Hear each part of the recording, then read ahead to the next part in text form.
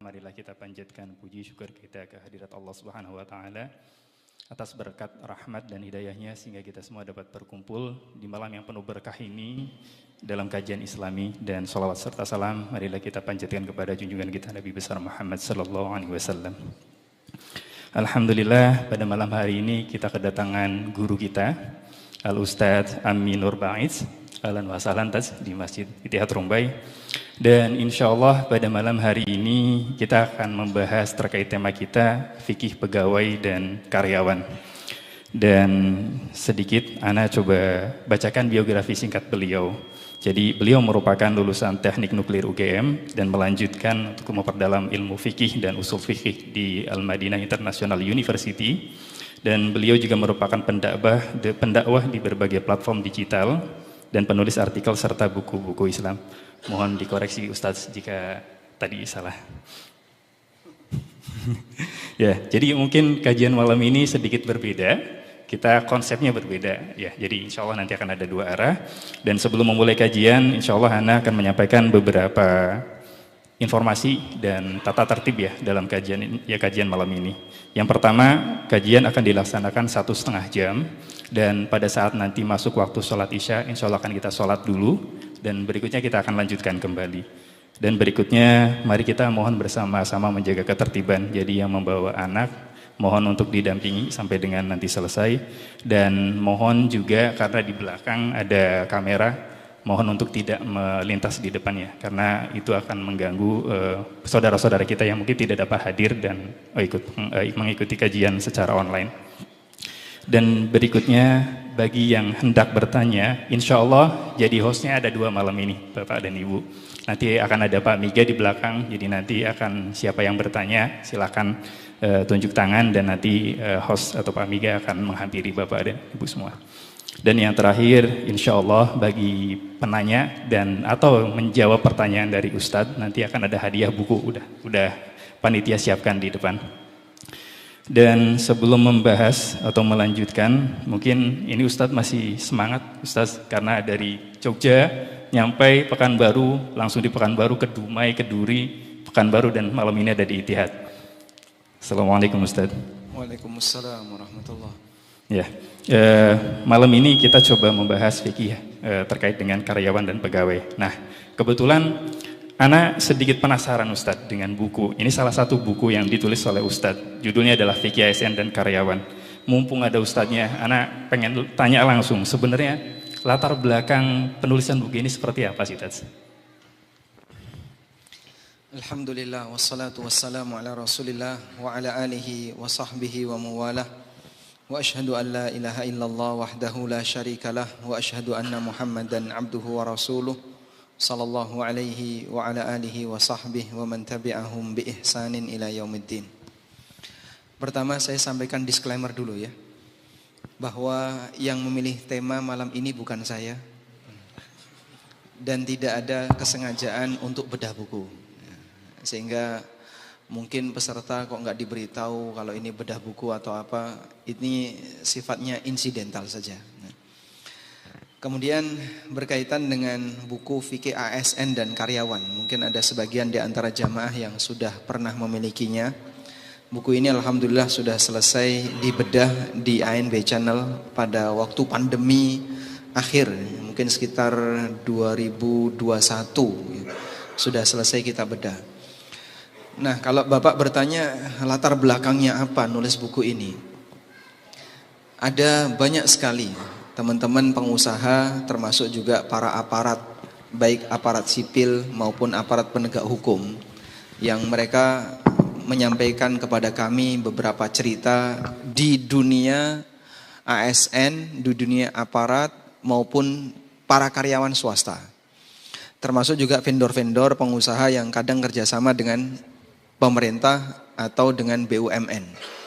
Nah, dari semua cerita-cerita itu saya menganggap kemungkaran demikian parah dan sifatnya masif, bahkan kadang dilakukan secara terang-terangan. Namun saya perhatikan nampaknya belum ada satupun pembahasan yang spesifik menyinggung tentang itu. Sehingga ini memberikan motivasi bagi saya bisa nggak kita buatkan satu panduan bagi mereka sehingga kalaupun nanti panduan itu bisa berhasil terbit, setidaknya bisa dibaca oleh mereka yang punya kesadaran untuk menjadi seorang karyawan yang baik. Baik karyawan di lembaga pemerintah maupun swasta, aparat penegak hukum maupun yang lainnya. Dan alhamdulillah, sebelum saya nulis buku ini sudah beberapa kali menyampaikan materi tentang masalah membangun karyawan yang baik di beberapa kajian, terutama yang diselenggarakan oleh sebagian perusahaan. Kemudian semua materi-materi itu saya kumpulkan plus dilengkapi dan jadilah buku Fikih ASN dan Karyawan. Dan buku ini di sebagian perusahaan sempat dijadikan sebagai panduan daurah. Ada perusahaan asing ya, punya Jepang. HRD-nya itu meminta saya untuk menyampaikan buku ini, dihadiri oleh hampir 80% karyawannya, dan kata beliau ada perubahan yang cukup signifikan dari produktivitas karyawan setelah mereka mengikuti daurah buku ini. Ya alhamdulillah, dan kemudian mereka minta lagi sampai dijadikan sebagai agenda rutin. Saya sudah mungkin 3 kali ngisi di perusahaan itu. Dan ada beberapa perusahaan yang lain yang meminta yang sama. Karena saya sangat yakin bahwa menjadi karyawan yang bertakwa kepada Allah itu sangat menguntungkan bagi instansi tempat dia bekerja. Jika dia adalah aparatur negara, maka akan sangat menguntungkan bagi negara. Jika dia adalah karyawan swasta, akan sangat menguntungkan bagi perusahaan tempat dia bekerja. Karena Islam sangat mendukung kejujuran, sifat amanah, kemudian produktivitas, dan masih banyak sifat-sifat karyawan baik yang lainnya. Yang di buku ini saya juga cantumkan pembahasan tentang karyawan yang ideal. Maka saya selalu mengajak kawan-kawan ASN untuk menjadi ASN yang bertakwa kepada Allah. Saya sendiri bukan ASN dan mungkin saya tidak punya kontribusi besar bagi negara, tapi saya harapkan para karyawan negara, yaitu para aparatur negara, baik yang sipil maupun aparat penegak hukum, yang mereka punya kontribusi langsung, semoga bisa berubah dengan buku ini. Dan mudah-mudahan ini kontribusi yang sedikit yang bisa saya berikan untuk negara saya. Nah, baik, mungkin kita lanjut nih. Tadi latar belakangnya seperti apa, dan yang kedua ini merupakan, nah sepanjang buku ini diterbitkan, Tas, ada nggak hal-hal menarik atau gejolak gitu ya? Karena kalau Anda coba baca itu lumayan keras ya. Yang penting sholat, banyak ibadah, beres gitu salah satunya. Yang kedua, lelah mencari yang halal. Terus korupsi itu tidak menambah rezeki. Seperti ada kejadian-kejadian yang menarikkah atau penolakan dan lain? Seperti apa itu, Tas? Jadi saya pernah punya beberapa pengalaman ketika diundang di instansi pemerintah yang cukup basah ya, karena sering kehujanan ya. Nah, di instansi itu sebenarnya saya tidak punya rencana untuk membahas masalah muamalah. Tapi salah satu panitia yang menghubungi saya minta, tolong nanti singgung masalah muamalah, karena di sini pelanggaran tentang muamalah cukup banyak. Baik muamalah antara instansi dengan karyawan, karyawan dengan instansi, atau muamalah antar sama karyawan, atau dengan lembaga-lembaga keuangan. Nah, saya paham bahwasanya ini tema cukup sensitif. Karena ada beberapa kosakata yang itu ditakuti oleh mereka. Sebagai contoh ya, nyebut kosakata korupsi, sogok, suap di depan orang yang sudah terbiasa dengan itu kan menakutkan. Maka saya hindari kalimat itu. Saya tahu mereka kalau kayak saya sebutkan seperti ini mungkin sakit hati. Akhirnya saya cuma mengingatkan kepada mereka tentang kesadaran akan hari akhir. Bahwa kita yang punya harta pasti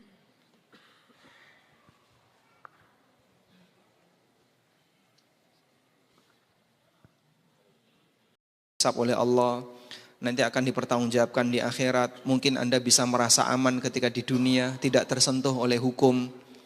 Karena mereka saling kerjasama antara satu dengan yang lain, dari mulai atasan sampai bawahan.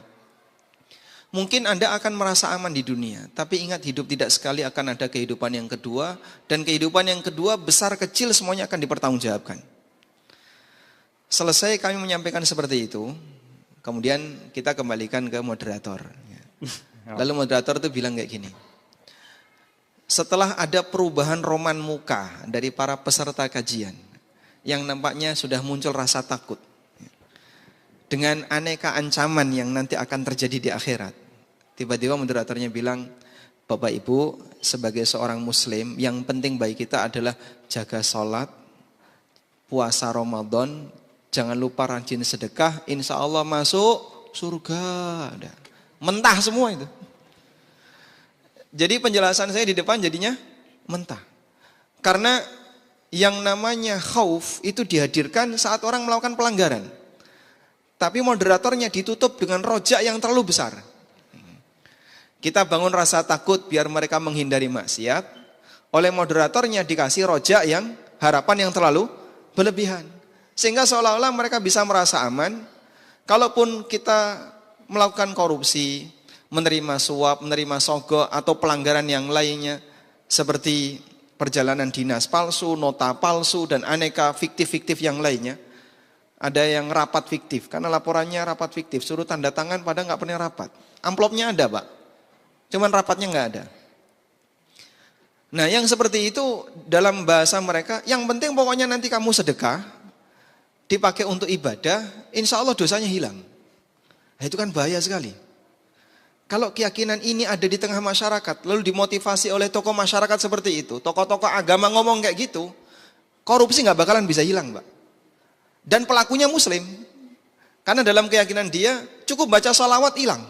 Nah, ini kan jadi bahaya. Makanya kita perlu ingatkan, Anda mungkin pernah melakukan perbuatan taat.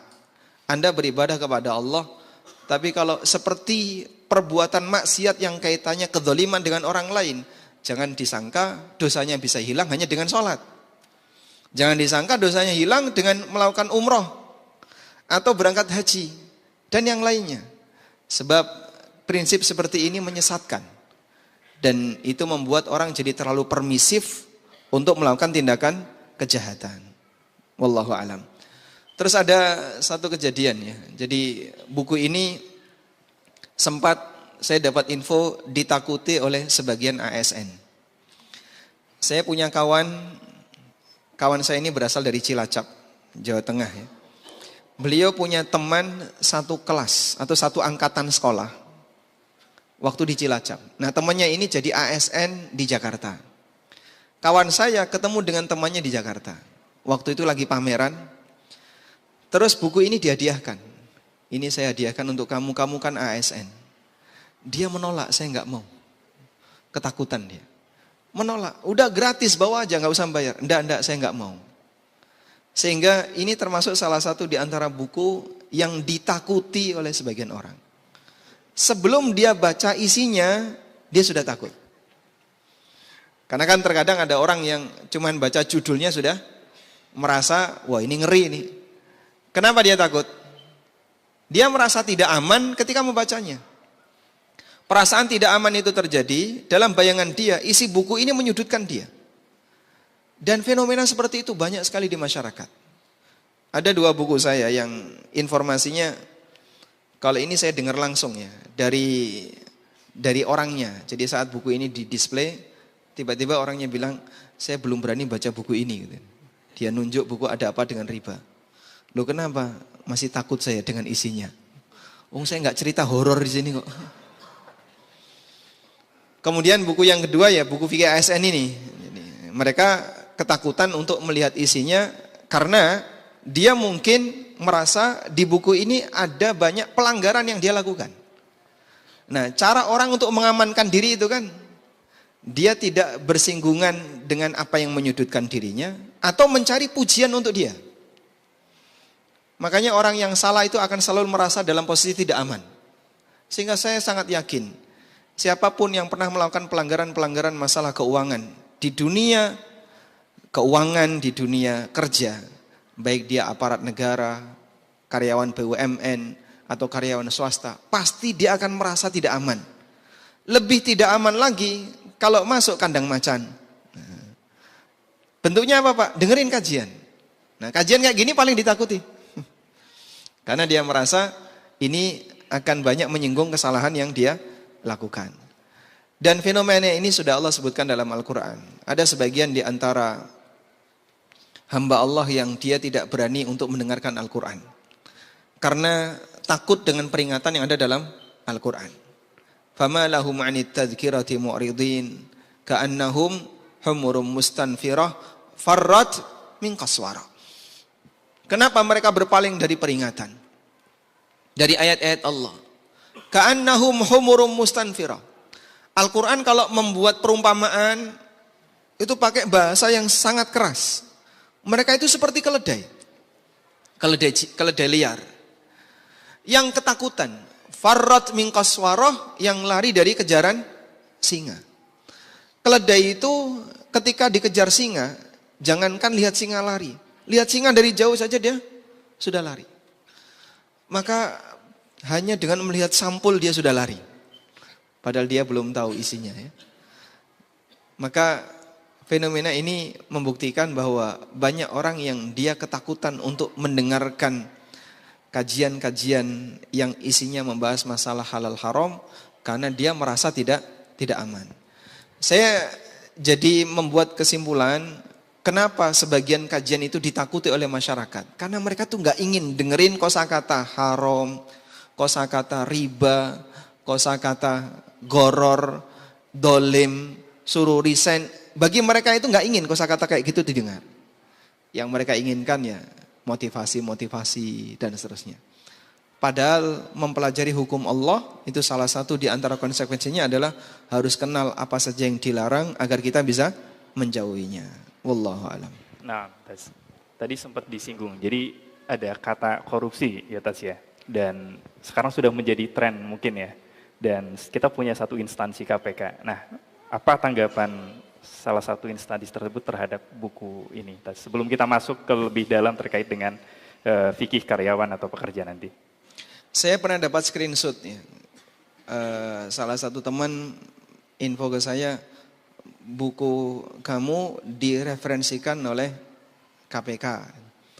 Nah, saya cek di mana, katanya di IG-nya, di Instagram-nya KPK.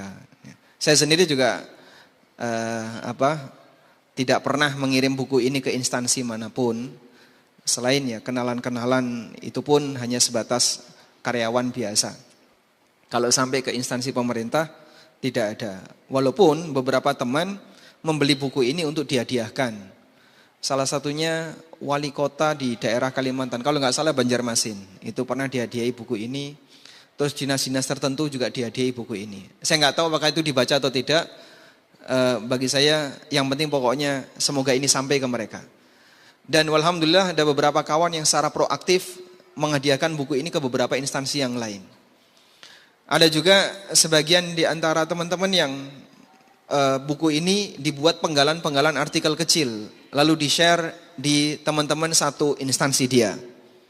Termasuk juga mungkin juga sudah sampai ke mereka yang kerja di KPK, kemudian dibuat satu screenshot, kemudian disebutkan di situ di antara referensi yang bisa digunakan untuk belajar tentang masalah bagaimana jadi karyawan yang baik adalah buku fikih ASN. Ya semoga jadi motivasi bagi yang lain. Karena saya sangat yakin ASN yang bertakwa itu kira-kira merugikan agama enggak, Pak? Ya? ASN yang bertakwa itu merugikan agama enggak? Tidak ya. Justru sebaliknya akan sangat tidak merugikan negara, justru sebaliknya akan sangat menguntungkan bagi negara. Sehingga kita mengajak bareng-bareng, mari para ASN untuk bersama-sama menjadi ASN yang bertakwa. Semoga dengan itu akan membuat kita memberikan kontribusi yang lebih maksimal untuk negara. Wallahu a'lam. Nah, mungkin kita akan masuk ke inti. Ini ada asap. Oh, ada asap. Di Pekanbaru sering ada asap kayak gini. Di luar. Berikutnya, nah kita masuk ke inti kita. Jadi bagaimana kriteria karyawan atau pekerja yang ideal menurut Islam? Alhamdulillah. Nah,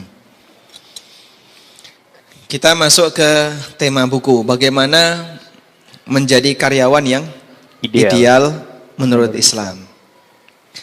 Ada banyak sekali tentu saja ya kriteria ideal, namun dirangkum pada dua sifat.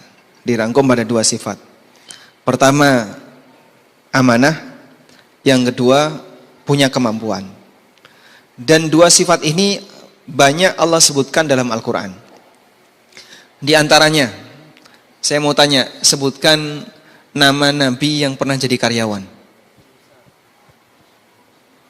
Nabi Musa alaihissalam. Beliau pernah jadi karyawan siapa? Pernah jadi karyawan siapa? Syuaib? Bukan. Mertuanya. Apakah mertuanya itu Syuaib? Memang ada khilaf di antara para ulama. Tapi Al-Hafidz Ibnu Katsir memberikan bantahan cukup banyak terkait anggapan bahwa mertua Musa adalah Nabi Syuaib. Karena nggak nyambung. Waktunya terlalu jauh antara Musa dengan Syuaib. Syuaib itu nabi bahasa Arab.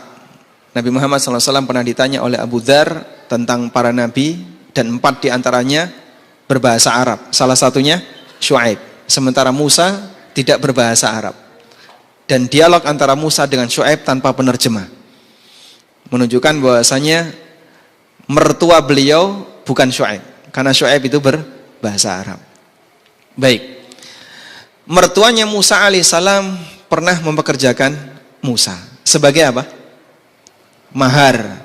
Dan itu pernah dinyatakan oleh Imam Asy-Syafi'i rahimahullah, kana nabiyan istajara nafsahu.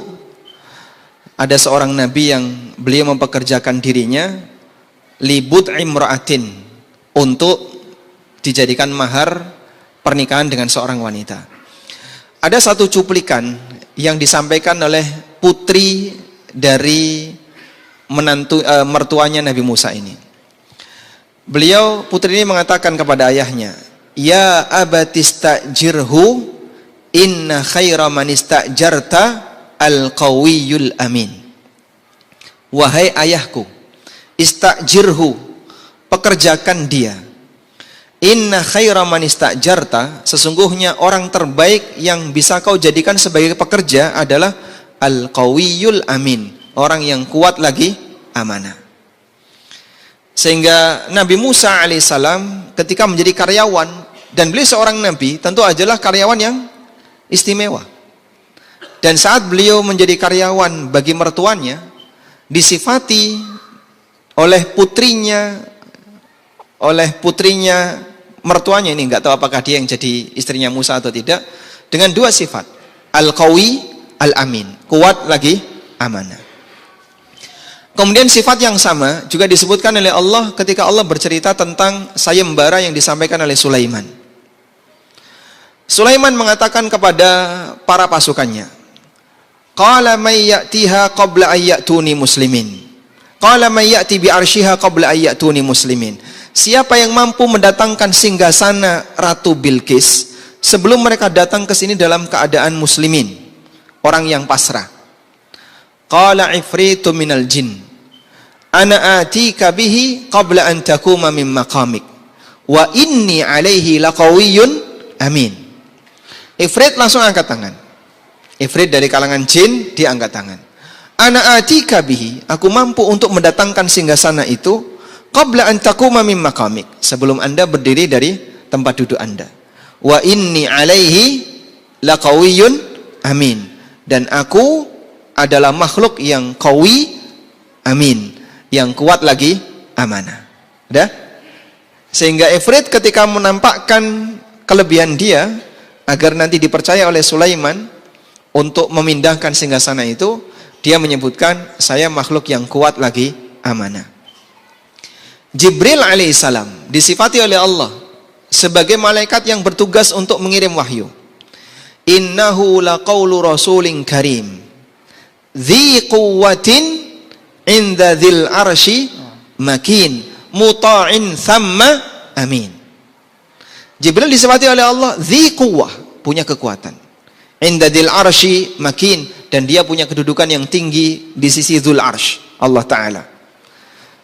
Kemudian muta'in thamma, beliau ditaati, thamma di sana, amin, dan beliau adalah malaikat yang amanah. Selanjutnya, Nabi Yusuf alaihissalam. Pada saat Nabi Yusuf ditunjuk oleh raja untuk menjadi orang terdekat raja, Yusuf mencalonkan diri sebagai apa? Sebagai apa? Bendahara. Yusuf mencalonkan diri sebagai bendahara. Falamma kallamahu qala innakal yawma ladaina makinun amin. Qala ja'alni ala khazainil ardi inni hafizun alim. Yusuf pada waktu itu mengusulkan, qala ja'alni ala khazainil ardi. Jadikan aku sebagai bendaharawan negara. Inni, sesungguhnya aku, hafizun, bisa menjaga. Amin, inni hafizun alim, dan alim punya ilmu. Sudah? Maka dari 4 kisah tadi yang menyebutkan, yang disebutkan oleh Al-Quran tentang karyawan dan para petugas, orang-orang saleh, malaikat, termasuk juga jin, Allah subhanahu wa ta'ala sebutkan 2 karakter. Pertama adalah punya kemampuan, al-qawi, dan yang kedua apa? Amanah. Baik.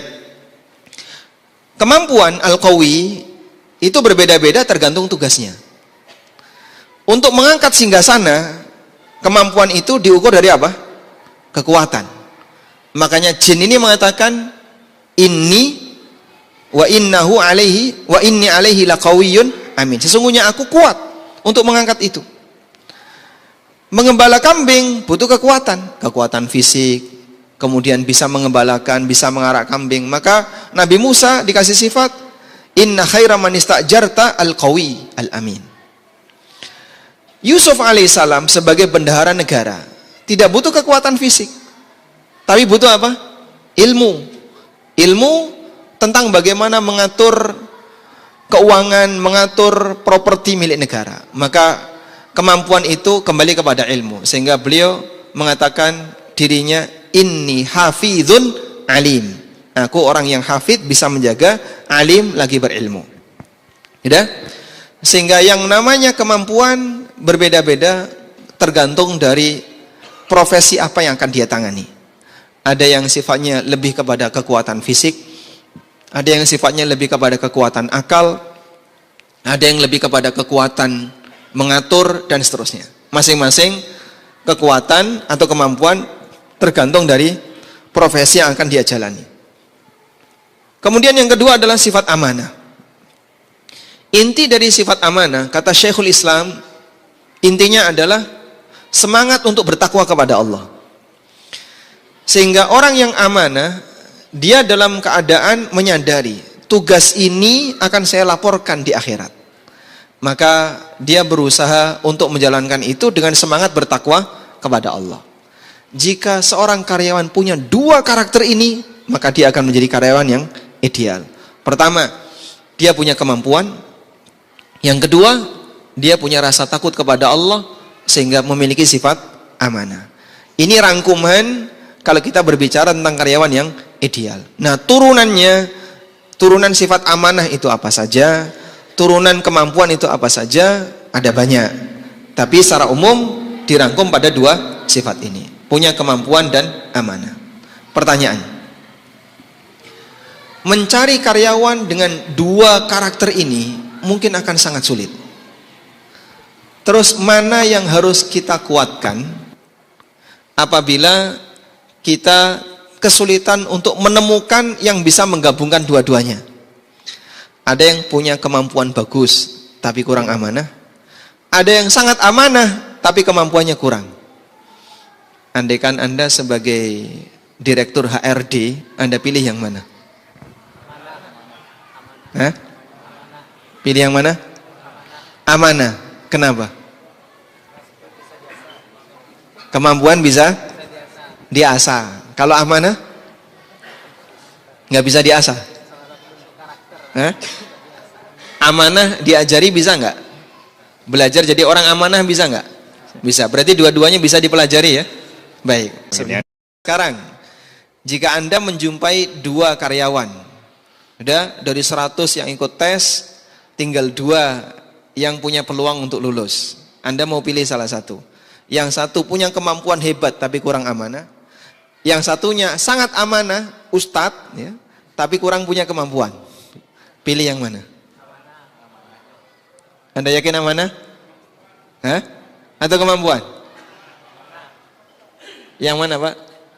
Amanah.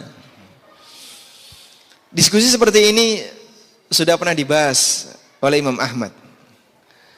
Dan ini kembali kepada bentuk profesinya. Intinya, mana yang lebih maslahat? Kalau kemudian maslahatnya kemampuan lebih menonjol, itu yang dibutuhkan, walaupun mungkin kurang amanah, maka lebih baik milih yang punya kemampuan meskipun dia kurang amanah. Sebaliknya, ketika amanahnya yang lebih dibutuhkan, maka dia yang dipilih walaupun bisa jadi dia kurang kemampuan. Sebagai contoh, panglima perang ya. Beliau kasih contoh, panglima perang. Panglima perang ada mungkin orang yang berjiwa preman, ya, pemberani, galak, pinter main senjata. Tapi karena jiwanya preman, ya kadang kurang amanah. Sudah? Atau jenis yang kedua, seorang ustadz atau pemuka agama, pinter berdalil, tapi tidak berjiwa suka perang. Ya. Dia amanah, tapi dia kurang pinter dalam mengatur pasukan. Kata Imam Ahmad, orang pertama lebih baik dari yang kedua. Karena kuatnya orang ini kembali kepada kaum muslimin. Tidak amanahnya orang ini kembali kepada dia pribadi. Tapi kalau orang kedua, dia lemah ketika memimpin, mungkin dia amanah. Tapi ketika memimpin pasukan lemah, bahaya. Ini bisa merugikan pasukan kaum muslimin. Beda halnya ketika dia bekerja di posisi sebagai bendahara, yang bertanggung jawab terhadap masalah keuangan perusahaan atau negara. Maka sifat amanah lebih ditonjolkan, agar dia tidak merugikan di bagian kunci yang itu merupakan kekayaan negara. Ini contoh sifat mana yang dipilih tergantung kebutuhan. Wallahu a'lam. Nah, jadi amanah dan kemampuan ya tadi atas. Nah, masuk lagi nih. Misal kita sebagai karyawan dan lingkungan kita tuh menganggap sesuatu hal yang mungkin itu adalah suatu yang pelanggaran gitu ya. Tapi itu menjadikan sesuatu yang lumrah. Contoh, ada dinas fiktif, nota fiktif, dan lain-lain. Dan kalau kita tidak mengikuti hal tersebut, malah kita diasingkan gitu, Tas. Nah, bagaimana tanggapan terhadap hal tersebut, Tas? Yang fiktif apa saja, Pak? Banyak, Tas. Nota fiktif. Nota fiktif. Dinas fiktif, perjalanan dinas fiktif, rapat fiktif, dan cerita fiktif yang lain. Nah, cerita fiktif. Ini jangan-jangan ASN-nya fiktif juga. Tapi itu sudah jadi kebiasaan ya. Mungkin lumrah, lumrah di suatu tempat. Jadi kadang lingkungan yang membentuk suatu. Ya. Afwan Ustaz, kadang untuk ngejar setoran Ustaz. Ngejar setoran? Iya Ustaz. Masya Allah, ini host yang kedua yang berbicara ya. Ada suara nggak kelihatan orangnya. Baik, kalau terjadi seperti itu, apa yang harus dilakukan? Memang jamaah, orang ketika mau berbuat maksiat, dia cari teman. Iblis ketika divonis untuk masuk neraka, dia bilang apa? Saya akan mengganggu semua Bani Adam. Sehingga ketika dia sudah divonis untuk masuk neraka, dia mau cari teman sebanyak-banyaknya. Demikian pula orang jahat pada umumnya, dia akan berusaha untuk mencari teman sebanyak-banyaknya.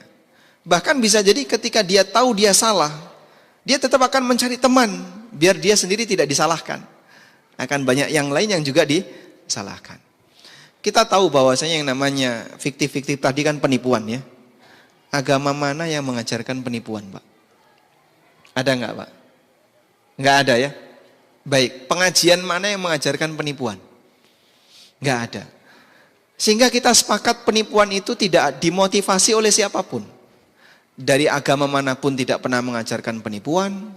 Ustadz siapapun juga tidak akan pernah mengajarkan penipuan. Artinya kita semuanya sepakat ini tindakan tercela.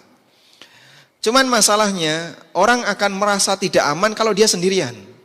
Maka biar aman, cari komunitas. Nah, yang berbahaya adalah ketika semuanya terpengaruh.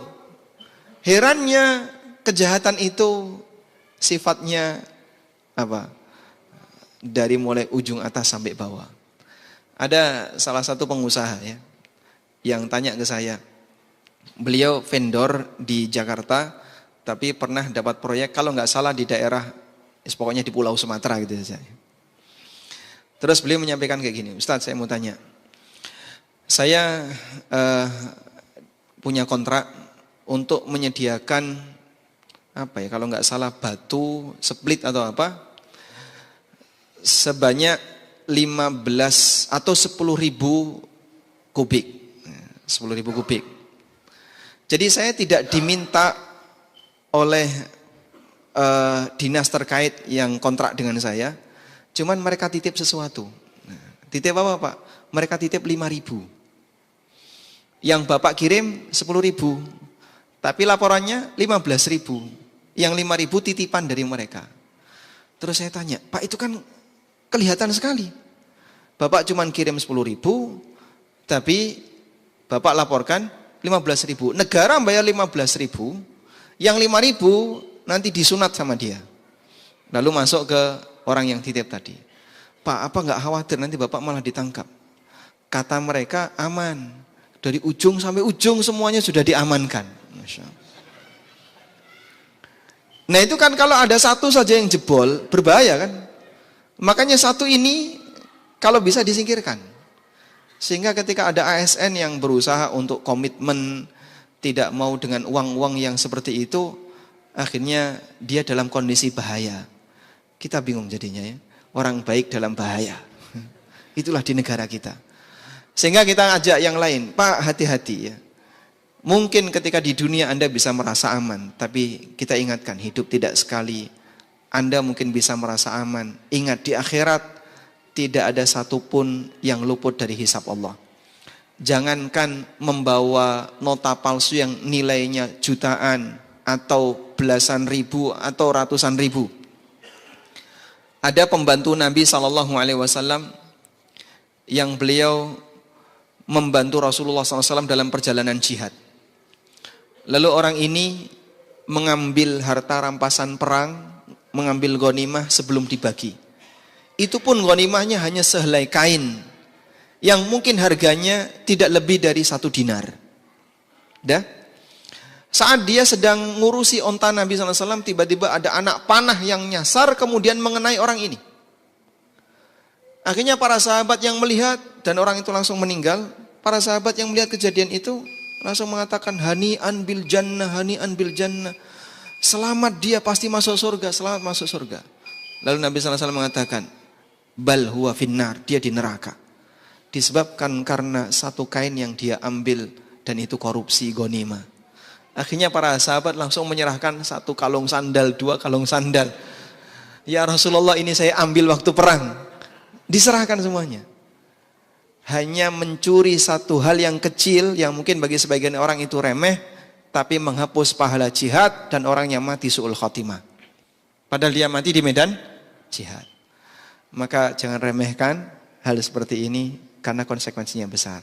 Baik, Afwan, sudah masuk Isya ya? Sudah masuk waktu Isya dan mohon izin sedikit pengumuman iklan. Ada kendaraan yang hendak keluar dan menghalangi bagi yang memiliki kendaraan dengan nomor polisi 1237 VY, 9392 TG, 1467 CF, 1129 OX, 1187 OA, 1524 OV, 1080 VB. Mohon untuk diminggirkan terlebih dahulu. Banyak sekali mobil yang Banyak menghalangi. iya.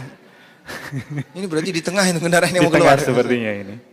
Baik, alhamdulillah mungkin sesi pertama kita cukupkan terlebih dahulu dan insya Allah akan kita lanjutkan setelah melaksanakan sholat isya berjamaah. Alhamdulillah.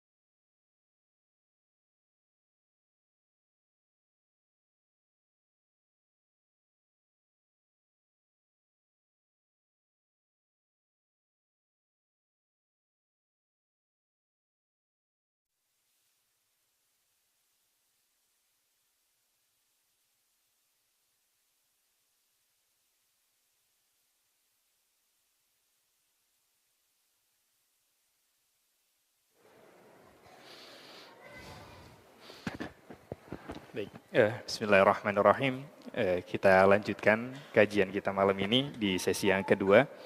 Dan dari wajah-wajahnya sudah nggak sabar sepertinya, Tats. Pengen nanya langsung, mumpung ketemu kayaknya nih. Atau nggak sabar pengen pulang. Ya, dan mungkin sebagai informasi setelah ini Ustadz akan melanjutkan safar ke Ujung Batu. Jadi mungkin kita akan batasi waktunya, insya Allah nanti mungkin 8:30 atau jam 9 kurang 15. Baik, berikutnya terkait dengan apa yang tadi dijelaskan ya, bagaimana yang menjadi ideal, apa saja yang menjadi kelumrahan tapi itu merupakan suatu pelanggaran. Nah, seandainya kita sudah tahu seperti itu, Taz, dan kita pengen menghindari gitu ya, hal-hal tersebut, itu ada nggak sih ajaran secara Islam? Dan satu lagi, kalau kita sudah paham terkait tadi, bagaimana kita bertobatnya? Mungkin itu, Taz. Alhamdulillah wassalatu wassalamu ala Rasulillah wa ala alihi wa sahbihi wa mawalah wa asyhadu an la ilaha illallah wahdahu la syarikalah wa asyhadu anna Muhammadan abduhu wa rasuluh sallallahu alaihi wa ala alihi wa sahbihi wa man tabi'ahum bi ihsanin ila yaumiddin. Bapak Ibu yang kami hormati, ada banyak sekali orang yang sebenarnya dia itu masih memiliki hati nurani yang sehat, sehingga dia berangkat dengan membawa idealisme. Terutama bagi para fresh graduate yang baru lulus, kemudian diterima di sebuah instansi baik pemerintah maupun swasta.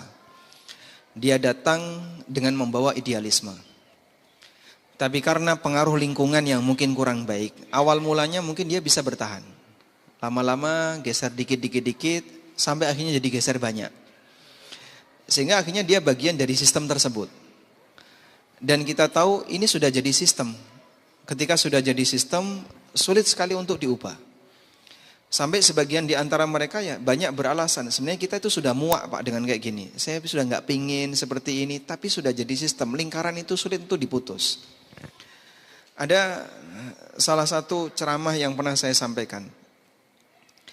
Ketika ini sudah jadi sistem, ya, ibarat sebuah lingkaran yang gak putus. Awal mulanya ketika Anda berada di sistem itu menolak. Sehingga mungkin sedikit dikucilkan, tidak punya komunitas dan seterusnya. Lama-lama karena dia gak sabar, masuk dalam sistem. Ketika sudah masuk dalam sistem, ya konsekuensinya dia menjadi satu rantai, satu mata rantai di situ. Jadi seperti mata rantai yang nyambung-nyambung. Kalau Anda jadi mata rantai di situ, terus nanti nyambung ke generasi berikutnya. Walaupun Bapak sudah pensiun, bahkan bisa jadi sudah mati, dosa jariahnya nggak putus. Maka jangan kita berpikir, tapi kan ini sudah peninggalan para generasi sebelumnya. Orang-orang dulu juga kayak gini. Kita cuma ngelanjutin sistem saja. Anda melanjutkan sistem dan Anda bagian dari mata rantai yang nggak putus itu. Maka nanti ketika Anda pensiun, bahkan sudah meninggal, rantai ini kan gak putus. Dilanjutkan oleh generasi setelahnya, maksiat yang terus dari mulai generasi awal ke generasi bawahnya terus seperti itu. Ketika maksiat ini gak putus, siapapun yang terlibat dalam rantai itu, dia akan mendapatkan dosa jariah. Dia sudah tidak bekerja, dia sudah gak dapat hasil, sudah tidak menikmati kemaksiatan yang terjadi. Tapi dosanya kan gak hilang. Karena dilanjutkan oleh generasi setelahnya. Sebagaimana orang ketika bagian dari rantai ketaatan dia dapat pahala jariah, orang yang menjadi bagian dari kemaksiatan juga mendapatkan dosa jariah. Orang ini akan mendapatkan kerugian yang berkepanjangan.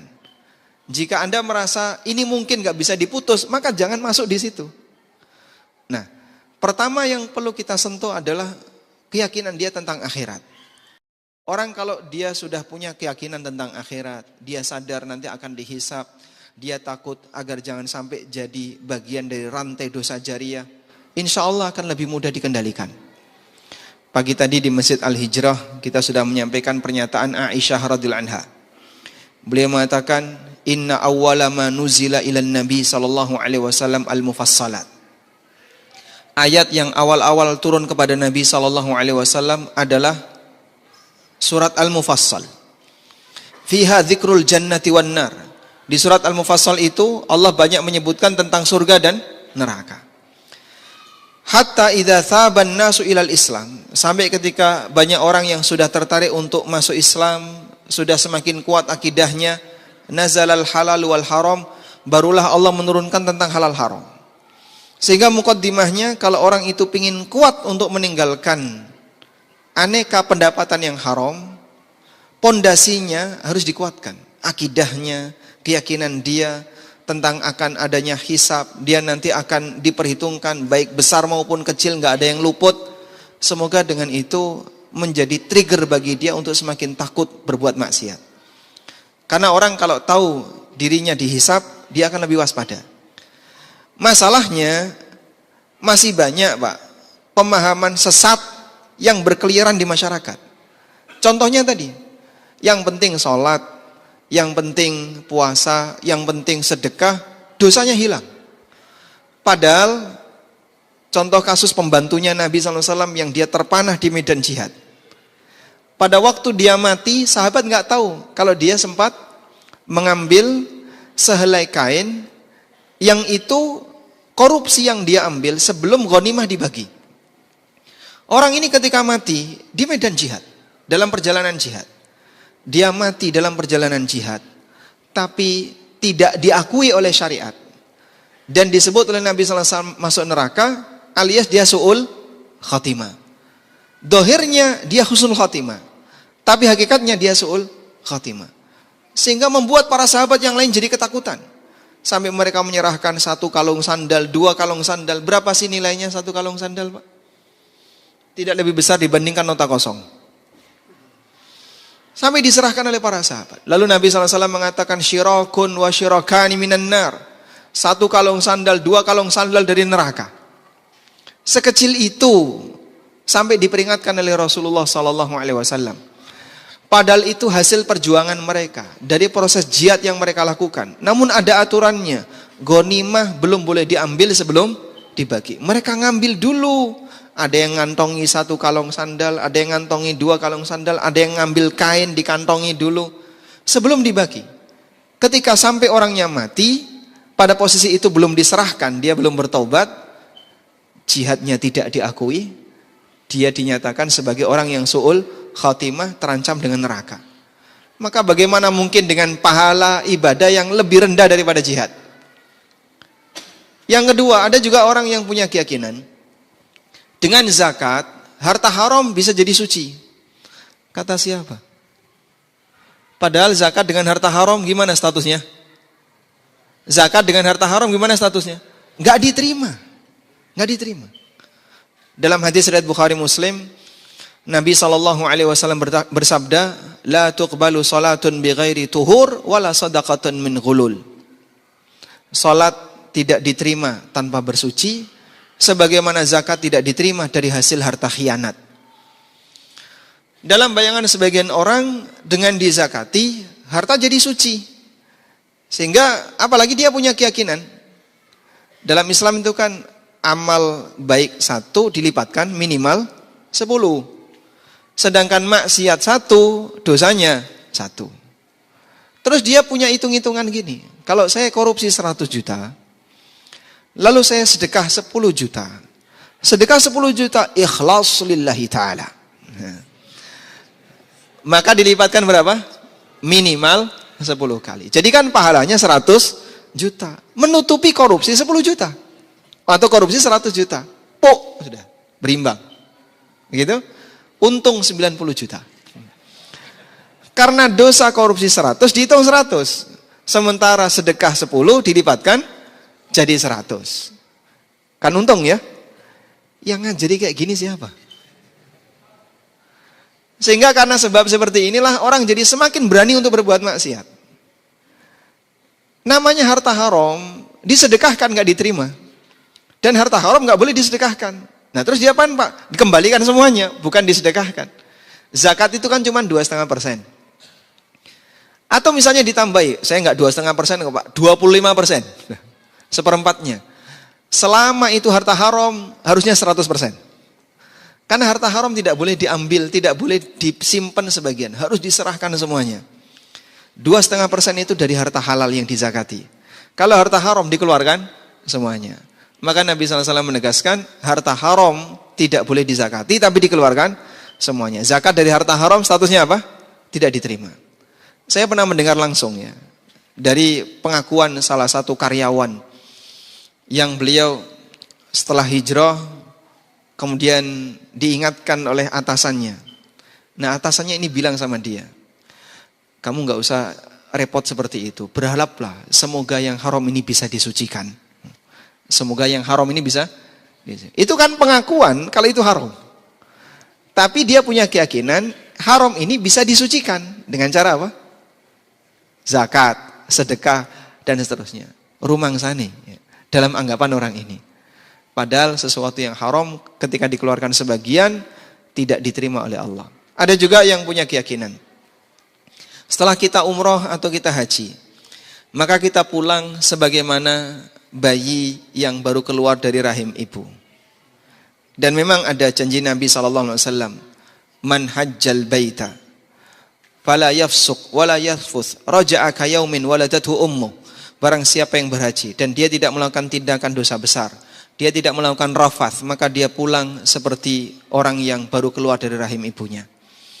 Dia merasa dengan duit itu dipakai haji, pulang dosanya hilang. Padahal disebutkan dalam sebuah riwayat dari Umar bin Khattab radhiyallahu anhu. Beliau pernah mengatakan ketika orang haji dengan menggunakan harta haram, lalu dia mengucapkan labbaik Allahumma labbaik, maka dibalas oleh Allah Ta'ala, la labbaika wala sa'daik, gak ada labbaik untuk kamu. Ini tamu datang gak diundang dan gak diterima oleh tuan rumah. Bagaimana mungkin dia bisa mengharapkan pahala dari hajinya, sementara dia haji dengan cara yang isinya dosa, berbuat haram. Nah semua saya sebut dengan tegas ya, pemahaman sesat seperti ini, itu kelayapan di negara kita Pak. Dan itulah yang membuat sebagian orang termotivasi untuk berbuat maksiat. Orang termotivasi berbuat maksiat karena saat dia berbuat maksiat punya rencana nanti tobat. Itu jadi makin berani. Saya ulang ya. Ketika orang berbuat maksiat, lalu dalam pikiran dia, setelah ini saya akan tobat, itu akan makin berani untuk maksiat. Allah berfirman di surat Yusuf, saat saudaranya Yusuf rapat untuk menentukan sikap, cara yang paling tepat untuk menyingkirkan Yusuf. Salah satu di antara mereka usul, uqtulu Yusufa awitrahuhu ardan yakhlulakum wajhu abikum wa takunu min ba'dihi qauman salihin. Bunuh Yusuf, buang dia ke padang pasir. Yakhlulakum wajhu abikum, sehingga nanti dia tidak akan ganggu di hadapan wajah bapak kalian. Wa takunu min ba'dihi qauman salihin. Nanti setelah itu kita bareng-bareng jadi orang soleh. Mau membunuh calon nabi, setelah itu dia berencana untuk tobat. Apa enggak kurang ajar kayak gini Pak? Paham maksudnya Pak? Orang kalau mau merencanakan maksiat, mau berbuat maksiat, dan dia punya keinginan setelah ini kita akan tobat. Dalam bayangan dia, begitu setelah tobat hilang dosanya, itu akan semakin berani berbuat maksiat. Ibarat orang dagang Pak, bawa modal besar, nggak usah takut rugi, nanti ada asuransi yang nutupi kalau kamu rugi. Itu kan makin berani untuk berdagang. Sehingga dia ngawur-ngawuran dalam mengeluarkan modalnya. Kurang lebih seperti itulah. Terkadang manusia memotivasi dirinya untuk berbuat maksiat dengan cara seperti itu. Nggak usah takut, Allah Maha Pengampun. Setelah ini kau bisa tobat, innahu ghafurur rahim. Seolah-olah dengan itu dosanya hilang. Masih banyak Pak aparat yang punya keyakinan kayak gitu. Dan kita sampaikan, rencana kamu untuk tobat bisa jadi tidak diterima dari awal. Karena ketika orang melakukan tindakan kezaliman dalam bentuk mengambil harta negara atau mengambil harta lembaga atau harta perusahaan, tobatnya bukan sebatas dengan sholat, tapi tobatnya mengembalikan harta itu. Dan syarat tobat berkaitan dengan kezaliman, selain mohon ampun kepada Allah, dia harus mengembalikan kezaliman tersebut. Bukan sebatas mohon ampun. Dalam bayangan seperti tadi kan hanya sebatas dengan mohon ampun, dengan ibadah dosanya hilang. Nah kita tanamkan keyakinan kayak gini dan kita singkirkan pemahaman yang sesat seperti tadi agar tidak memotivasi orang untuk berbuat maksiat. Wallahu a'lam. Satu poin lagi ya, tadi tentang cara tobatnya. Nah, cara tobatnya ini memang agak sedikit rumit. Karena ada prosedur yang mungkin akan dia hadapi. Saya punya kawan, Pak. Beliau bercerita, istrinya seorang ASN. Golongan terakhir saat resign itu kalau nggak salah 3C. A sama C tinggi mana? 3C. Jadi dia S1 keterima golongan 3A. Terus naik kurang lebih kerja selama 10 tahun sampai golongan 3C. Dan bukan di dinas yang basah, ya kecipratan dikit lah.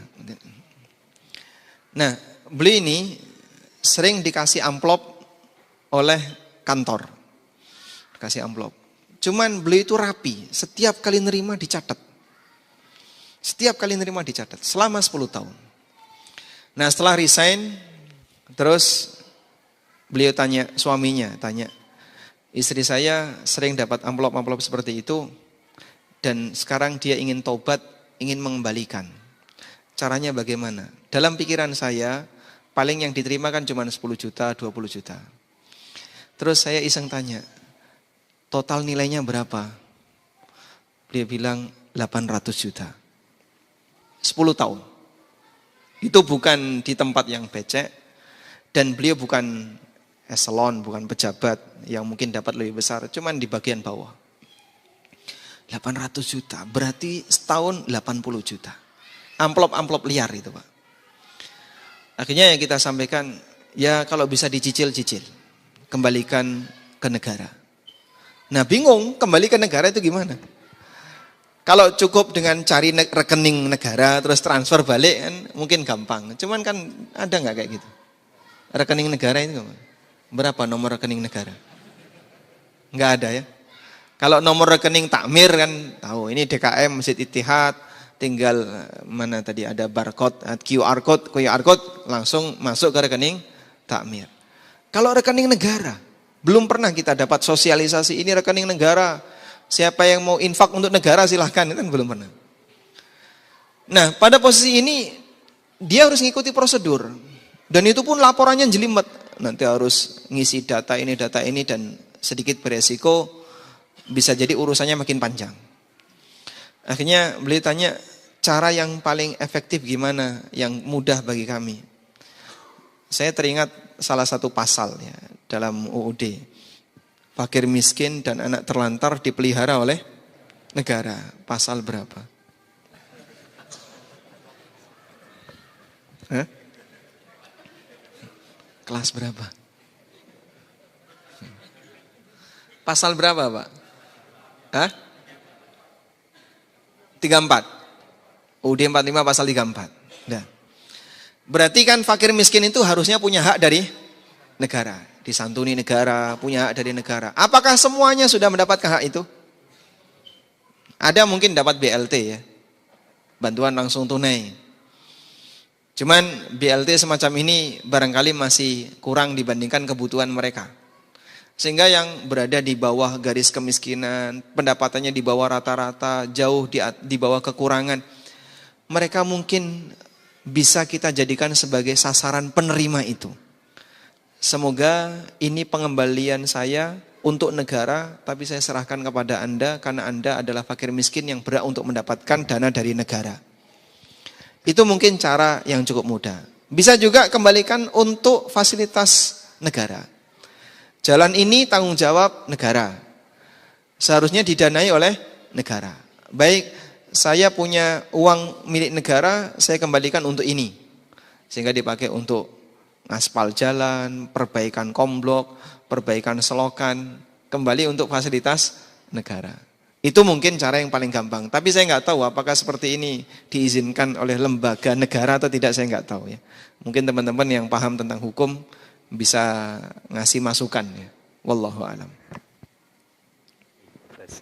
Mungkin tema kita yang dari Ustadz dicukupkan terlebih dahulu karena dari wajah-wajahnya sudah penasaran, Tats. dan waktunya juga semakin mepet ya. Jadi mungkin saya akan coba lempar ke host yang di belakang Pak Miga.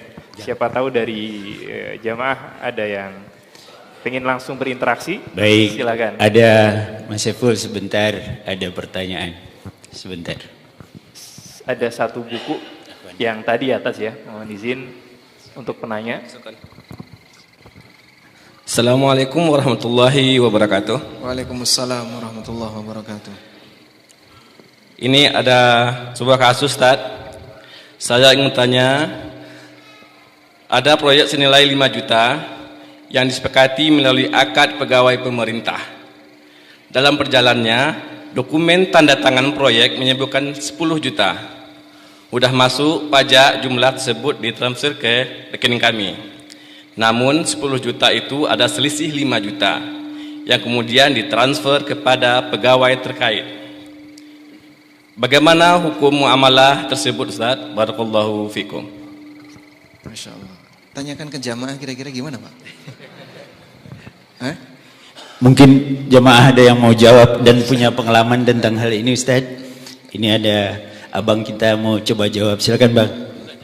Tidak jawab, mau nanya. Oh, Masya Allah, kirain mau jawab, bantu jawab. Tolong kamera jangan diarahkan ke beliau ya. Mungkin ada yang mau coba jawab sebelum dijawab oleh Ustaz. Mungkin banyak yang punya pengalaman seperti ini ya, yang bekerja di pemerintahan kah atau di perusahaan swasta pun sering kalau kita dengar ini namanya ribet ya Ustaz. Bahasanya, kalau bahasa Jawanya ribet itu repot ya, ini ribet bahasa Inggris. Jadi artinya kickback, atau kok sama bahasa Inggris lagi? Pemberian kembali, mungkin seperti itu Ustaz. Silakan kalau tidak ada jamaah yang mau jawab, kita serahkan kepada ahlinya.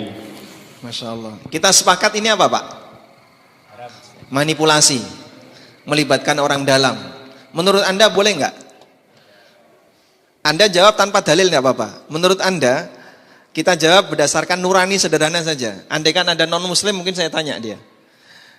Kalaupun kita tidak menggunakan bahasa agama, secara norma ini dibenarkan atau tidak?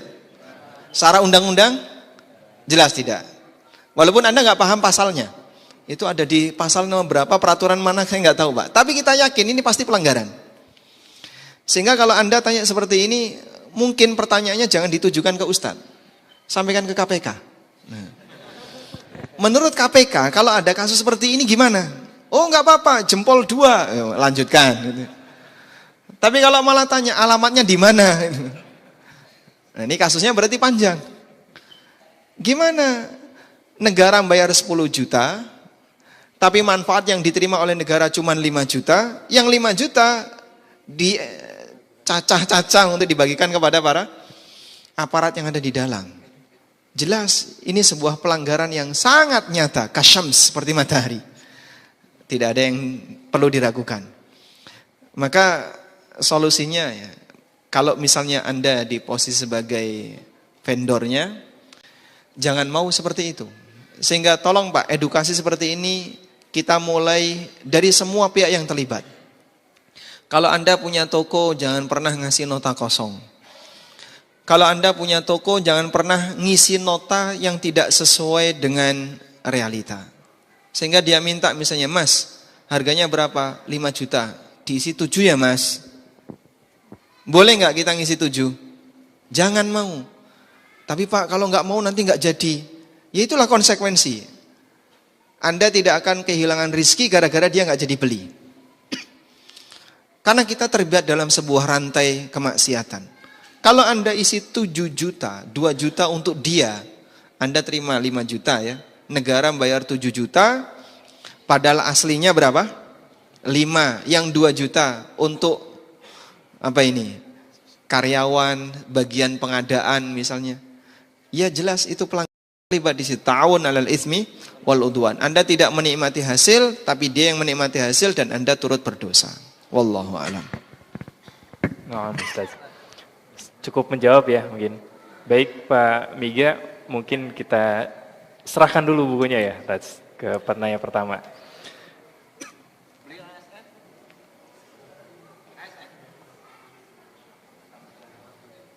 Siapa yang mau tanya? Silakan. Bismillah, Assalamualaikum warahmatullahi wabarakatuh. Waalaikumsalam warahmatullahi wabarakatuh. Izin bertanya Ustadz, jika kita berada pada dua kondisi, yang pertama kondisinya adalah kita mengetahui bahwasanya ada praktik-praktik kesalahan yang dibuat oleh pimpinan kita, tetapi kita hanya seorang staf biasa yang tidak dilibatkan dalam hal tersebut. Apa yang harus kita lakukan? Yang kedua, jika kesalahan tersebut diperintahkan oleh pimpinan kepada kita, sedangkan kita mengetahui nurani kita menolak akan hal itu, apa yang harus kita lakukan? Terima kasih Ustaz. Masya Allah. Barakallahu fikum. Masalahnya saya nggak pernah punya pengalaman kayak gitu ya. Jadi rasanya gimana kalau nolak gitu ya.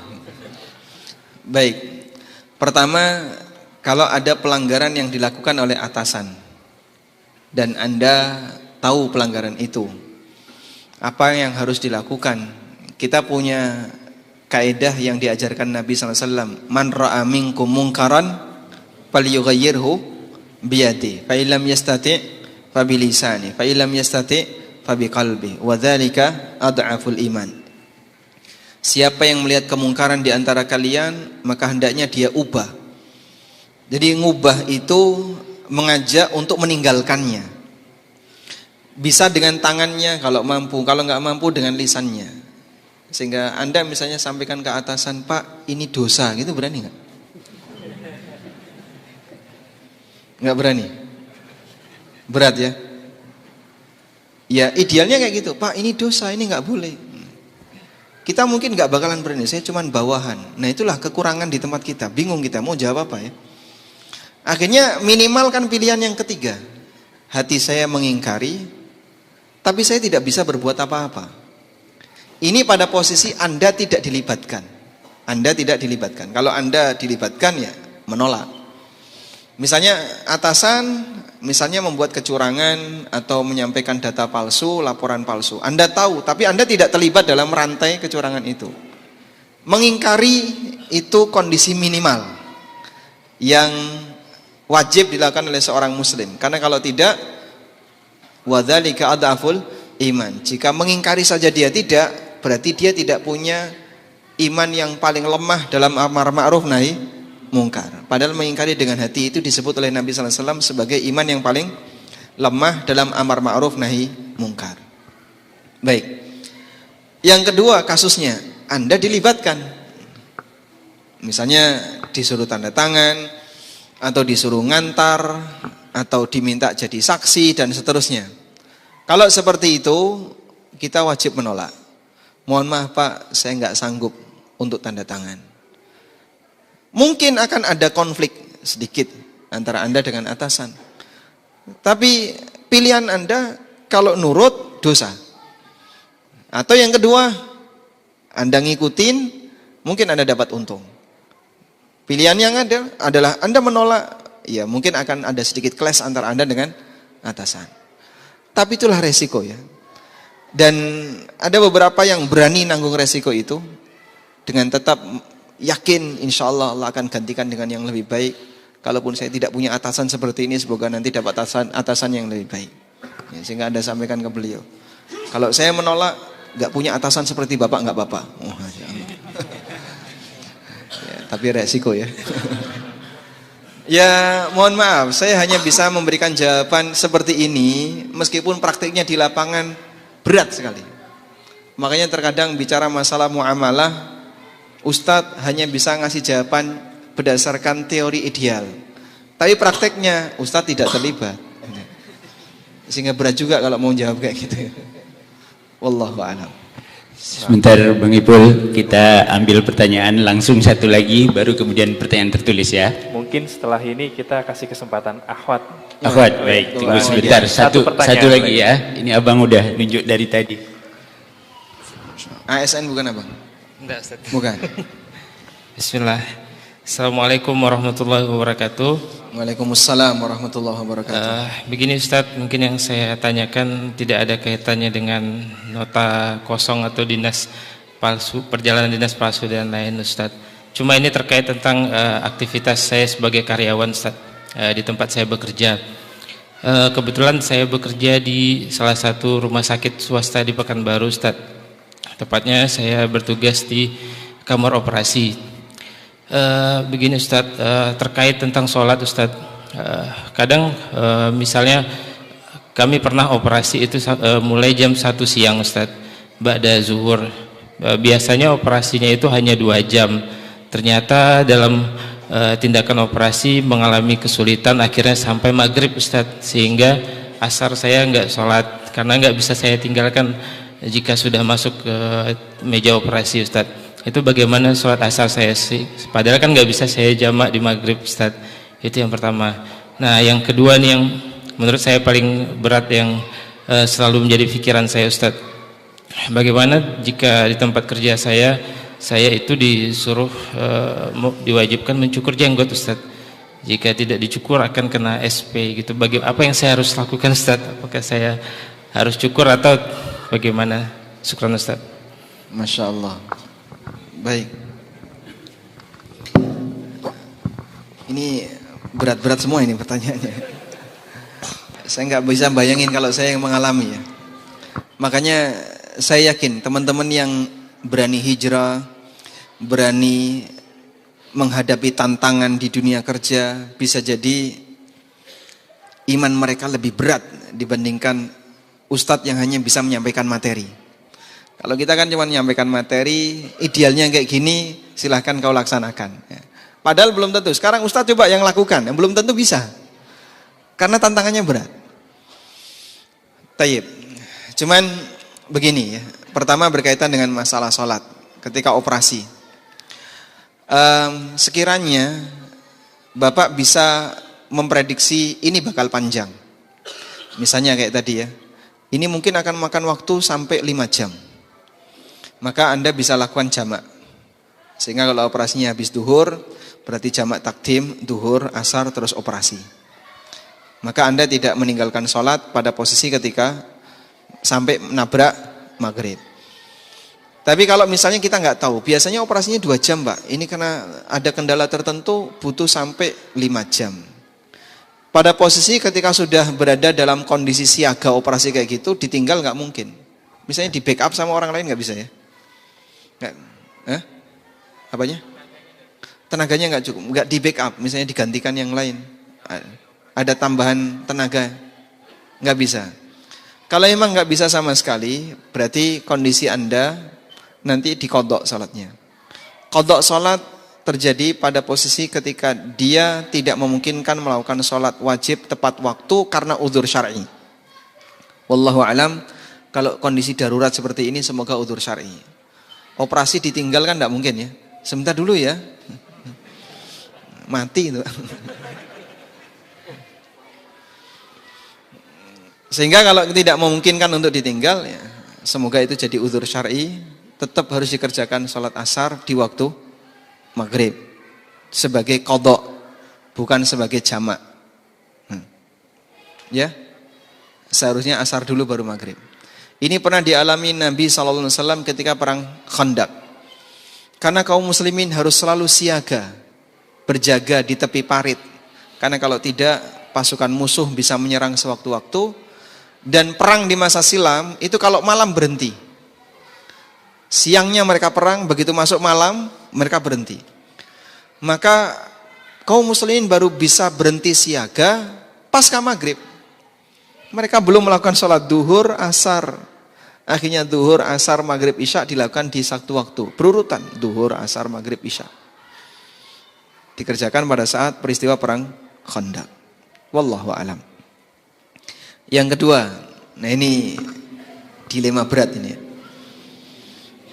Kita pada kondisi sebagai karyawan di semua tempat manapun, yang kemudian atasan mewajibkan untuk melanggar syariat.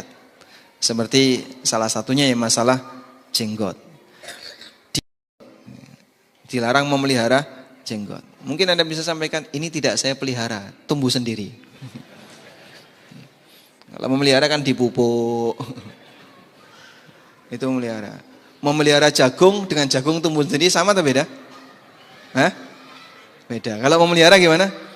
Nanam bibit, dipupuk. Nah itu memelihara jagung.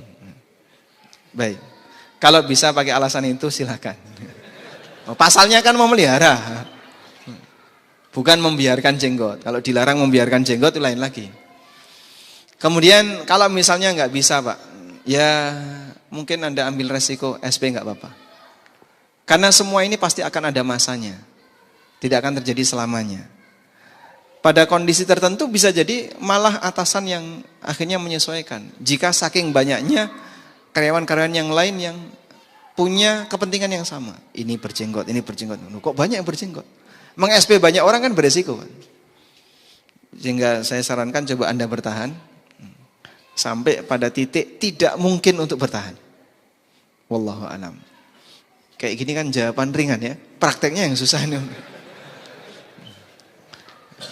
Wallahu a'lam. Baik. Mudah-mudahan terjawab.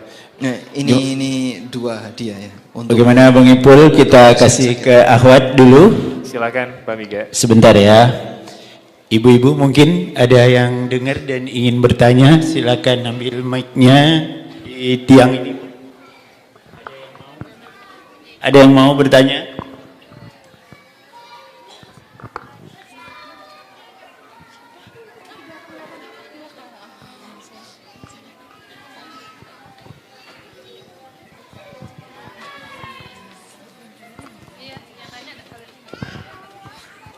Assalamualaikum warahmatullahi wabarakatuh.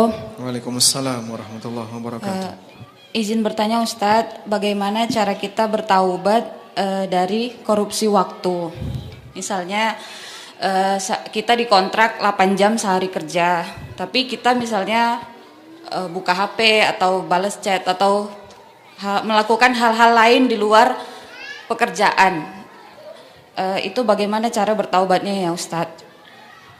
Ya misalnya jemput anak gitu tiba-tiba izinkan, atau misalnya main pulang aja jemput anak gitu enggak izin gitu, itu bagaimana? Anda kerja di perusahaan swasta?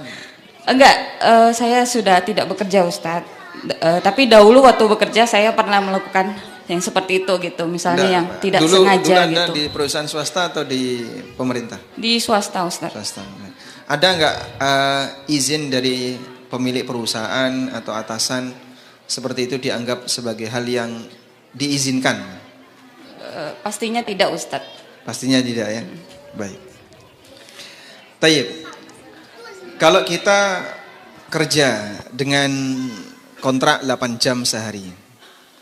8 jam sehari itu kan tidak mungkin kerja terus kayak mesin gitu ya.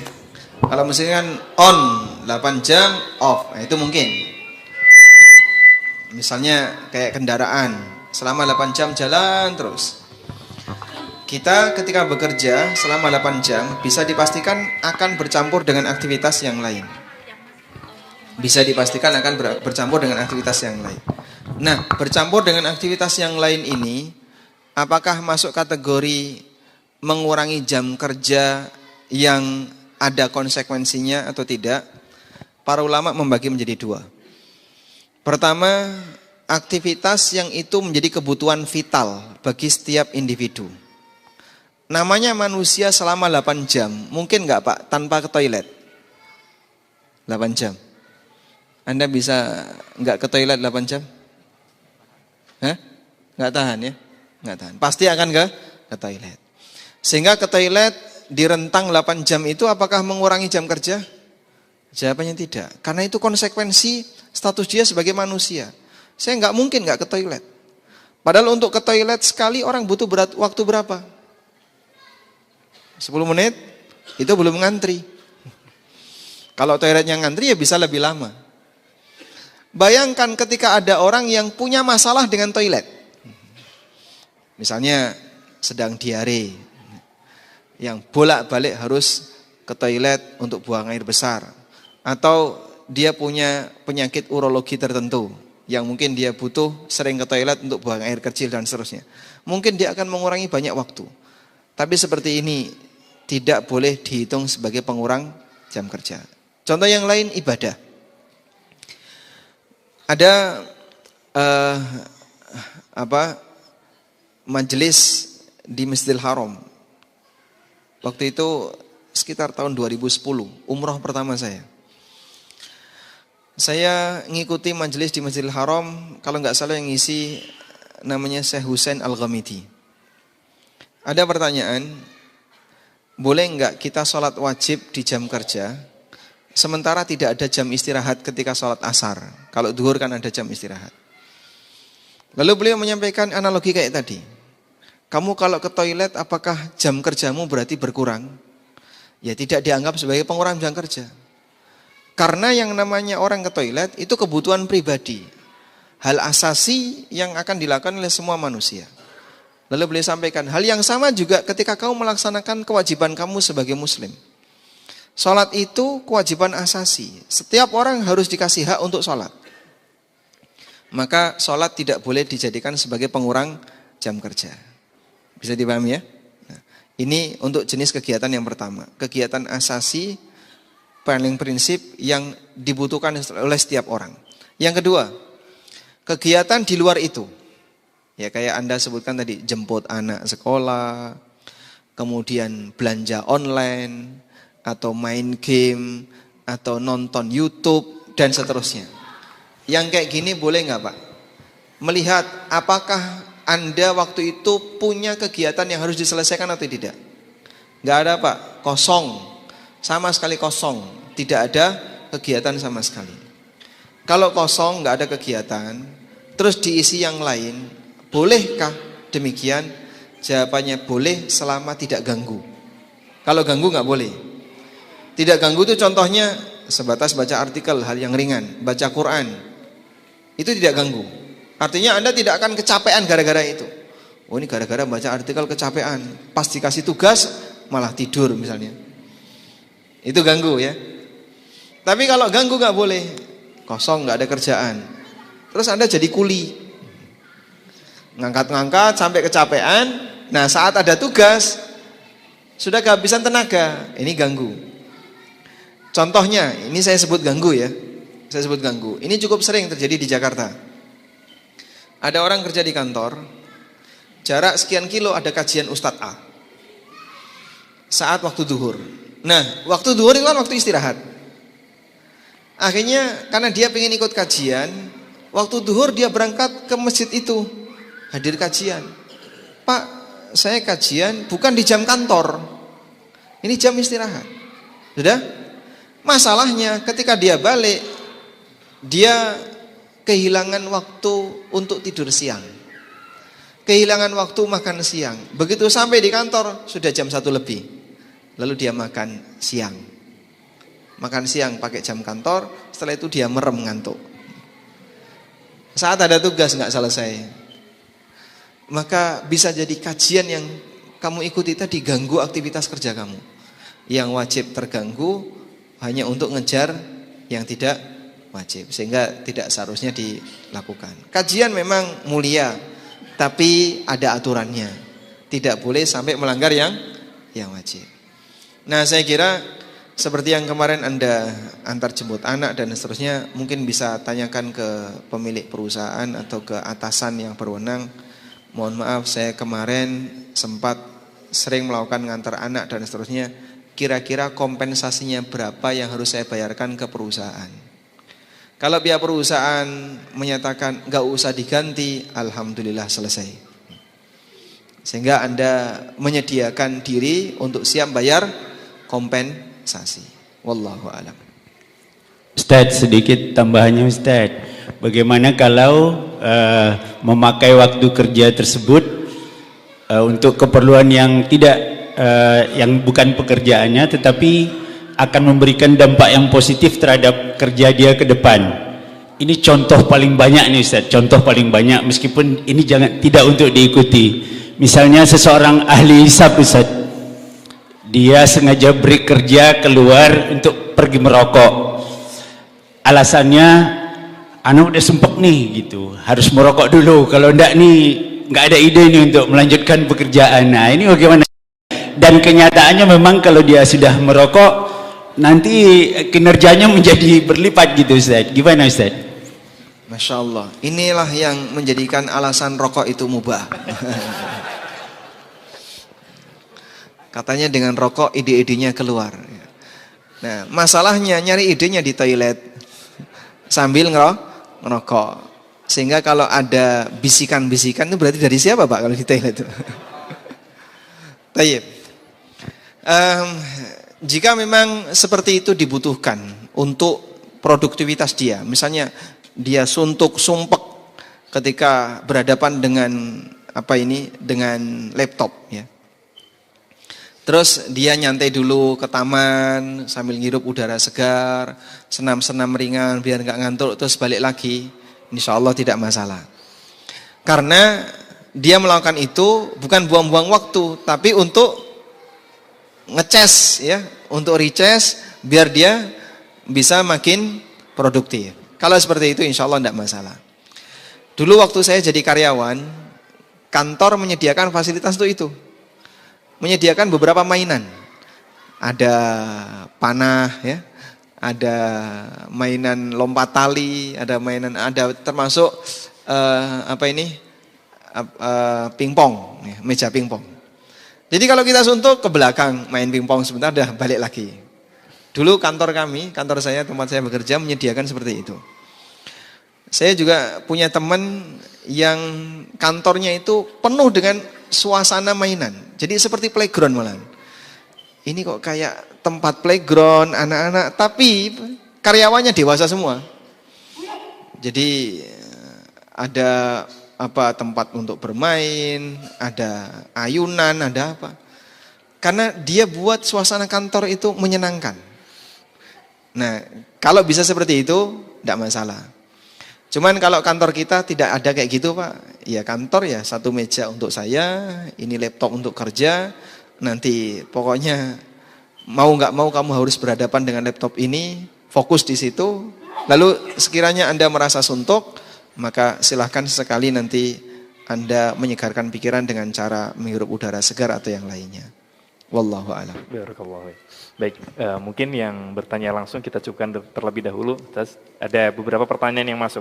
Ini cukup banyak, jadi mohon izin kalau sampai jam 9. Masya Allah. Nanti saya kalau ke ujung batu jam berapa ini? Ya. Cuman saya kasihan sama peserta ini. Belum belum makan malam ya? mereka. Hah? Anda sudah makan malam belum? Ada yang udah, ada yang belum namanya. Yang jujur. Ya, mungkin beberapa pertanyaan lagi dan afwan jika nanti tidak semuanya terbacakan ya. Yang pertama, mungkin ini pertanyaan sama dengan yang tadi. Bagaimana cara menyikapi kemungkinan arahan-arahan atasan yang keluar dari jalur yang semestinya? Mungkin hampir sama ya dengan yang tadi. Dan yang kedua, bagaimana cara menyelaraskan antara aturan dan jadwal kerja dengan waktu atau jadwal ibadah? Contohnya, meeting yang menabrak jadwal sholat. Meeting yang nabrak jadwal sholat. Nanti Anda bisa ngukur kira-kira selesainya apakah sampai pada titik melanggar waktu atau tidak. Karena begini ya, waktu sholat itu kan ada dua ya. Ada waktu ikhtiyari, ada waktu doruri. Waktu ikhtiyari itu rentang waktu yang berlaku bagi orang yang nggak punya uzur. Jadi di waktu ikhtiari ini orang boleh milih, mau di depan, di tengah, di belakang silahkan. Selama di rentang waktu ikhtiari. Contoh, sholat asar. Waktu ikhtiari sholat asar itu sejak masuk asar sampai matahari belum kuning. Sampai matahari belum kuning. Jam berapa Pak? Ya tergantung waktu asar. Jogja sama Pekanbaru jelas berbeda. Udah? Lebih dari itu kalau sudah kuning, suasana langit kuning, walaupun belum maghrib, masih jauh dari maghrib, masuk waktu doruri. Waktu doruri itu waktu sholat yang hanya berlaku bagi mereka yang punya udzur. Jika ada orang tidak punya udzur melakukan sholat di waktu doruri, sholatnya sah tapi berdosa. Karena disebut oleh Nabi SAW sebagai sholatnya orang munafik. Beliau mengatakan tilka salatul munafik, tilka salatul munafik, yajlisu yarkubu syamsa. Itulah salatnya munafik, itulah salatnya munafik. Duduk-duduk sambil lihat matahari nyantai. Baru jam 5, engkau setengah 6 nanti dulu. Sampai ketika matahari mau tenggelam di antara dua tanduk setan, nakara arba'an, dia mematuk 4 kali. La yadhkurunallaha illa qalila. Dia tidak mengingat Allah kecuali sedikit. Sehingga disebut oleh Nabi SAW sebagai salatnya orang munafik. 1, suka menunda waktu. 2, gak khusyuk. 3, tidak mengingat Allah kecuali sedikit. 4 tidak tumak nina, sholatnya cepat. Maka orang kalau sampai seperti itu kondisinya dia dosa. Bisa jadi sholatnya sah tapi dia berdosa. Sehingga perlu diperhatikan jangan sampai melakukan atau meeting atau kegiatan apapun yang nabrak waktu doruri. Jika masih di waktu ikhtiari silahkan. Wallahu a'lam. Barakallahu fiik. Pertanyaan berikutnya, mungkin kita batasi sampai jam 9:15 ya, atas izin. Ya. Bismillah, Ustadz, Ana mau tanya terkait jam kerja pegawai ASN. Sesuai Kemenpan RB sudah ditetapkan. Sesuai apa? Kemenpan, Kementerian RB ya, tidak salah ya. Ditetapkan jam kerja ASN. Namun sebagian pegawai ASN seperti dokter spesialis dan dosen bekerja sesuai kebijakan dari rumah sakit atau fakultas, sehingga tidak memenuhi aturan Kemenpan RB tadi. Bagaimana pandangan Ustadz tentang hal tersebut? Apakah harus mengikuti Kemenpan RB atau mengikuti instansi yang tempat bekerjanya? Nah ini saya kalau kayak gini kurang begitu paham ya. Jika ada dua peraturan yang saling tidak sinkron, mana yang harus dipakai, itu saya kurang begitu paham. Mungkin nanti bisa ditanyakan ke orang yang paham tentang perundang-undangan seperti ini. Seperti dosen ya, dosen itu kan ada jabatan fungsional, satunya apa lagi Pak? Struktural ya. Ada struktural, ada fungsional, betul kayak gitu. Nampaknya betul, Ustaz. Enggak, Jadi yang ada dosen yang ASN di sini. mungkin paham ya. Fungsian sama yang fungsional itu kayak gimana? Dokter itu fungsional. Yang penting berfungsi gitu aja ya. Kalau nggak berfungsi disingkirkan.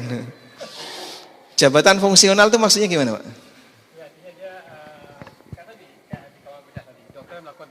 Ya. Kalau jadi kepala dinas struktural, kalau fungsional melakukan aktivitas tertentu, tindakan tertentu. Yang fungsional tidak terikat jam kerja. Terikat juga. Tapi ada pengecualian enggak? Tergantung kebutuhan. Sehingga tidak harus ngantor tiap hari.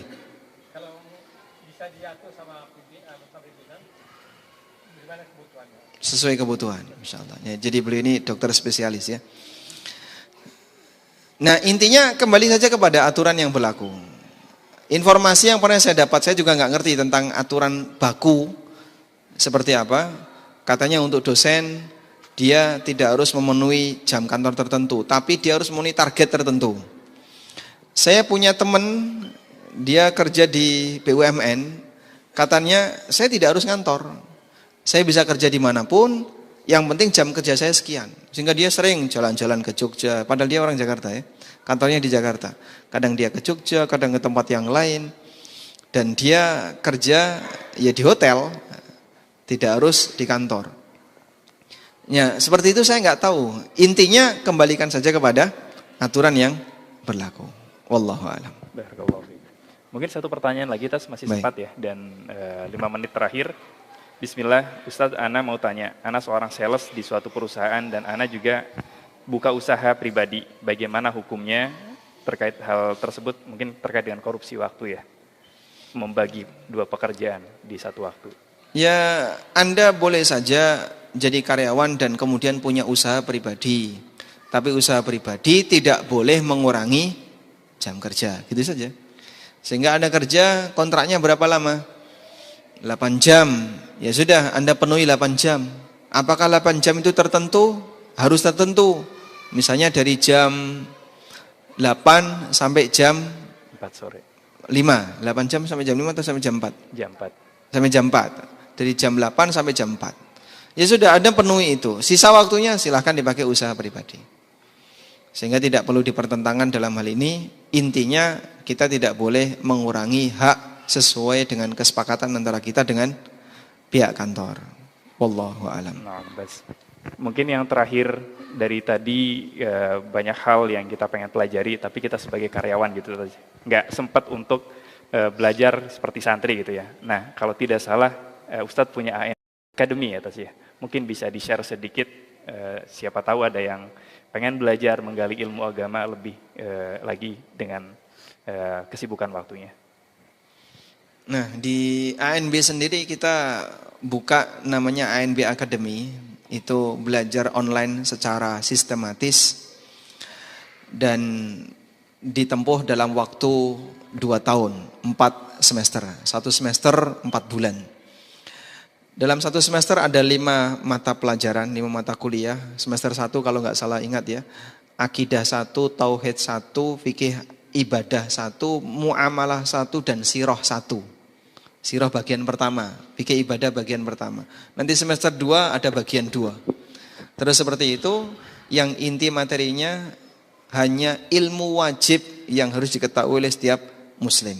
Yang diistilahkan oleh para ulama, ma la yasa'ul muslimu jahluhu. Ilmu yang tidak boleh tidak diketahui oleh seorang muslim. Baik.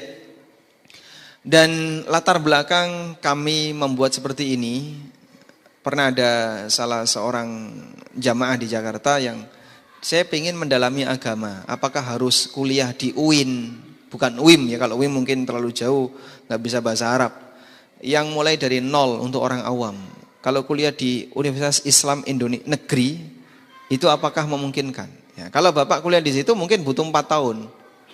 Itu pun walaupun misalnya yang sistem UT ya, Universitas Terbuka, Anda akan menjalani lebih rumit. Terus saya berpikir, bisa nggak kita hadirkan untuk mereka yang lebih sederhana? Ya, akhirnya saya mencoba untuk diskusi dan kita buatkan sebuah kurikulum berikut silabus. Jadilah ANB Academy. Kalau misalnya tertarik untuk melihat, nanti bisa kunjung ke web kami anbacademy.id. anbacademy.id.